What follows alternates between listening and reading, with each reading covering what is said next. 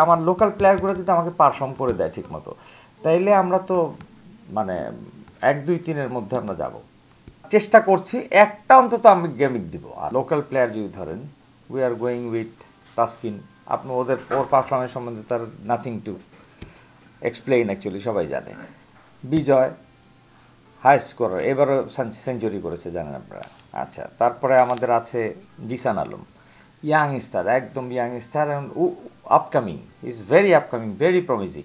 Next ইয়ারে আপনি দেখবেন যে কোনো একটা ভালো ফর্মে চলে গেছে। বিজয়, জিসান, আকবর আলী, এরা চারটা খেললে দেখবেন আর লাগবে না। আমার লোকাল প্লেয়ারগুলো যদি আমাকে পারফর্ম করে দেয় ঠিক মতো, তাইলে আমরা তো মানে 1-2-3-এর মধ্যে আমরা যাব। আমরা এই খেলা ছেড়ে দিয়ে শেষ করব না। ধরেন খেলার বিপিএল শেষ হইলো আমাদের, এরপরে আমরা ওদের সাথে কন্টিনিউ করব প্র্যাকটিসের ব্যাপারে, অন্যান্য কীভাবে ডেভেলপ করা যায় ওদের টেকনোলজি। বিদেশ থেকে আমরা কনসালটেন্ট আনবো লাগলে, অ্যান্ড উইল গেট ইনটু ইট। ইনশাল্লাহ সামনের বছর আরও ভালো হবে।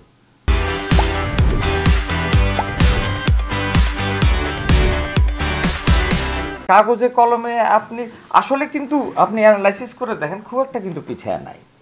আপনি আমার টপ অর্ডার, আমার মিডল অর্ডার, আমার সবগুলোই তো ভালো, আমার বোলিং স্ট্রেংথ সবগুলোই ভালো।